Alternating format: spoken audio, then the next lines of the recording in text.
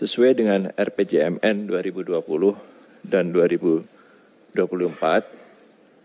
kami masih menggunakan falsafah penerimaan CPNS yang sama. Jadi untuk mendapatkan ASN yang betul-betul berkualitas, tata cara untuk pengadaannya ini terus kami tingkatkan, dan juga materi-materi ujiannya kami tetap menggunakan yang sudah ditetapkan sebelumnya dengan meningkatkan kualitasnya. Jadi tes karakteristik pribadi, tes wawasan kebangsaan untuk perekat dan pemersatu bangsa, tes inteligensia umum, dan juga seleksi kompetensi bidang ini akan tetap kami gunakan. Di tahun 2021, pemerintah berencana membuka rekrutmen calon ASN melalui 3 jalur. Jadi jalur CPNS, jalur calon P3K, dan jalur sekolah kedinasan. Jadi kami membagi 3 kelompok di situ. Untuk sekolah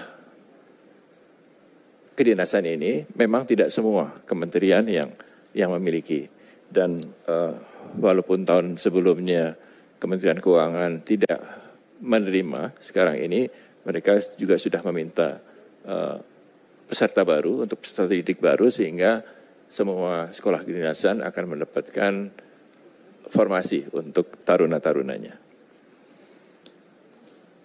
Kemudian berikutnya, sistem untuk seleksi ASN ini masih menggunakan format yang sama, walaupun di dalamnya kami terus sempurnakan, baik teknologinya maupun tata caranya, sehingga kami bisa mendapatkan jaminan bahwa yang diterima adalah yang betul-betul berkualitas.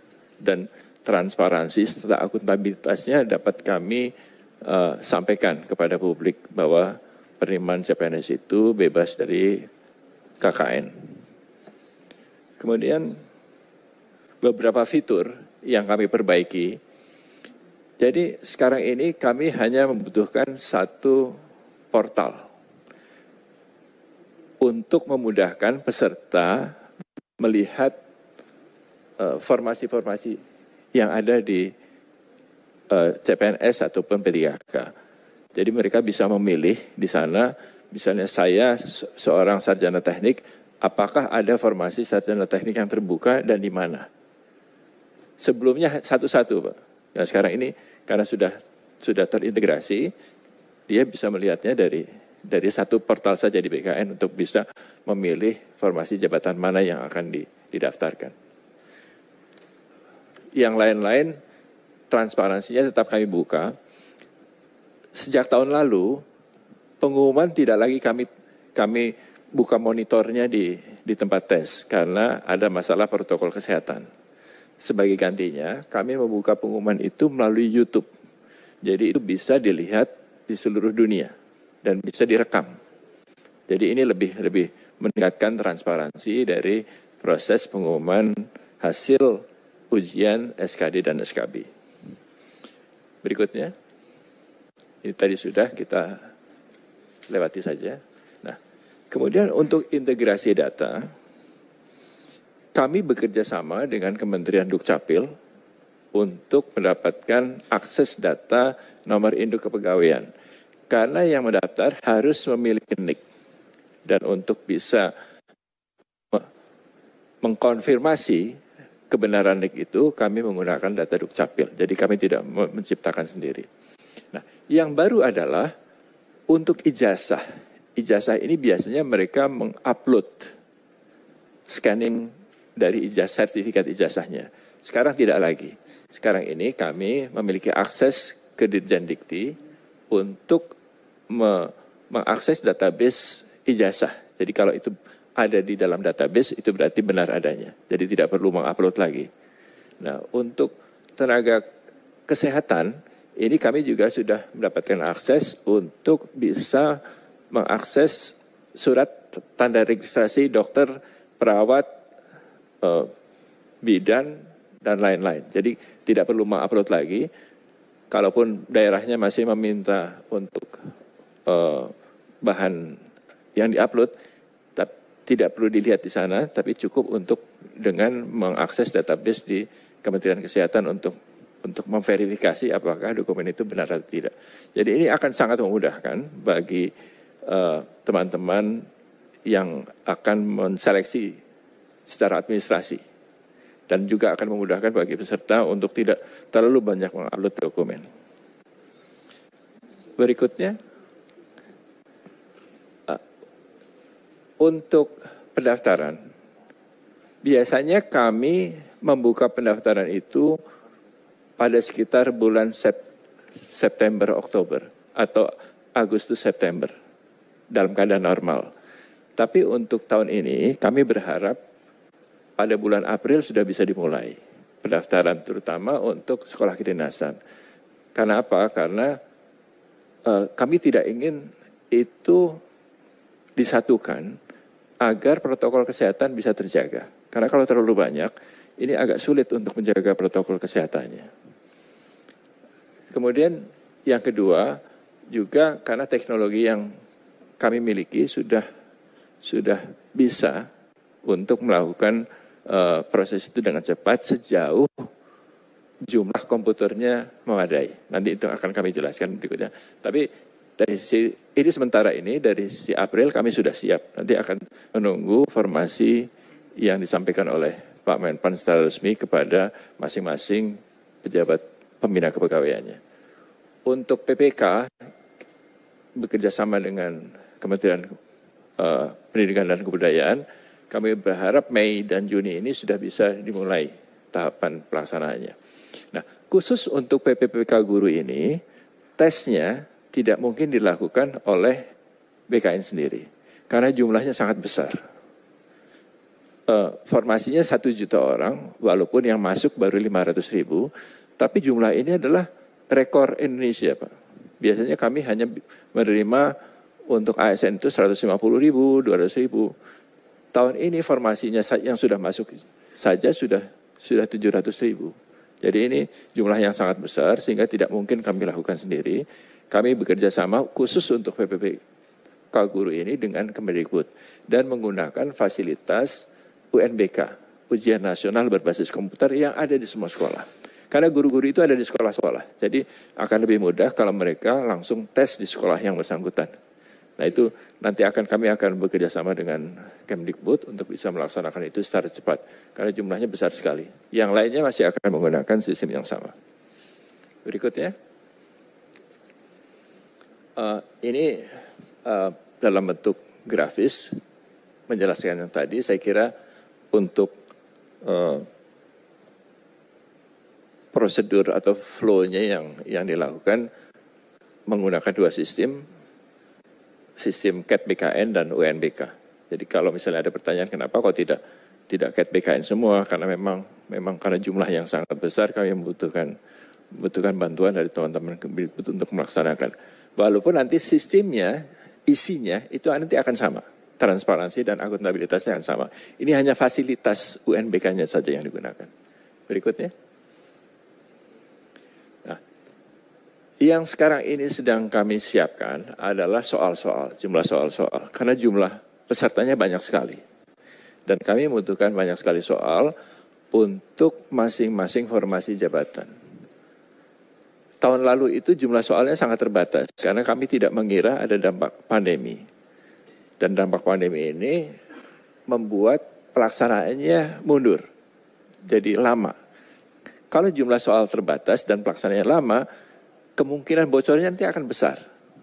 Jadi kami berharap jumlah soalnya akan sangat banyak sehingga kalaupun itu bocor keluar tidak akan berdampak pada kualitas tesnya. Karena masih banyak soal-soal yang bisa kami gunakan. Selanjutnya, nah, kesiapan soal ini kami berharap untuk SKD tetap kepada Kementerian Pendidikan dan Kebudayaan. Mereka sudah menyiapkan konsorsium untuk menyusun soal-soalnya. Sedangkan untuk SKB, seleksi kompetensi bidang, akan menjadi tanggung jawab instansi-instansi pembina jabatan fungsional. Jabatan fungsional kita ada 250 jabatan fungsional, dan itu semua harus ada soalnya. Dan itu masing-masing kementerian akan bertanggung jawab untuk menyusun soal. Yang paling banyak Kementerian Kesehatan, karena jabatan formasi fungsional di Kementerian Kesehatan itu ada sekitar 30 kalau tidak salah. Dan mereka kemarin sudah rapat dengan kami dan sudah hampir selesai untuk menyelesaikan soal-soal itu. Berikutnya. Nah, untuk pandemi kemarin, kami memiliki pengalaman baru. Pengalaman barunya adalah peserta tes yang ada di luar negeri itu bisa ikut tes. Karena mereka mobilitasnya terbatas karena pandemi. Jadi tahun lalu kami sudah mengadakan tes CPNS dengan lokasi di 15 negara di luar Indonesia. Bekerja sama dengan Kementerian Luar Negeri. Ini lokasi tesnya adalah di KBRI dan di KJRI. Dan itu bisa kita lakukan. Jadi kalau tahun ini akan kita lakukan seperti itu lagi, tentu akan sangat memungkinkan. Apalagi teknologinya sudah akan lebih baik pada tahun ini. Jadi mereka tidak perlu harus datang ke Indonesia untuk bisa melakukan tes. Terutama teman-teman yang menjadi tenaga honorer di KBRI atau KJRI. Sebelumnya mereka harus pulang ke Indonesia. Dan itu tentu sangat mahal. Nah, untuk ke depan mereka bisa tes di KBRI yang bersangkutan. Berikutnya. Nah, untuk menjaga jaminan security dari pada tesnya, kami juga membuat aplikasi face recognition. Face recognition itu bisa melihat wajah dari peserta ujian. Jadi tidak memungkinkan lagi adanya calo. Kalau dulu masih mungkin calo masuk, walaupun sudah diperiksa macam-macam, tapi masih ada kemungkinan itu dikerjakan oleh calo atau joki, gitu ya. Nah, untuk yang sekarang ini tidak bisa lagi karena kami sudah menggunakan teknologi face recognition. Jadi itu bisa untuk menetralkan upaya-upaya untuk menggunakan joki dalam tes CPNS. Berikutnya. Ini adalah prosedur yang juga sudah kami diskusikan dengan Satgas COVID dan Kementerian Kesehatan. Jadi kami betul-betul menginginkan prosedur untuk tes ini juga memenuhi persyaratan protokol kesehatan. Bahkan untuk yang positif COVID pun masih kami beri kesempatan untuk mengikuti ujian. Jadi akan ada prosedur-prosedur khusus bagi mereka yang positif COVID dan tetap bisa untuk mengikuti ujian. Jadi ada ruang khusus yang steril untuk mereka. Berikutnya. Nah, jumlah peserta SKD tahun lalu adalah 3.364.000 yang dilakukan selama 43 hari. Ini untuk SKD dan sesi perharinya 5 sesi.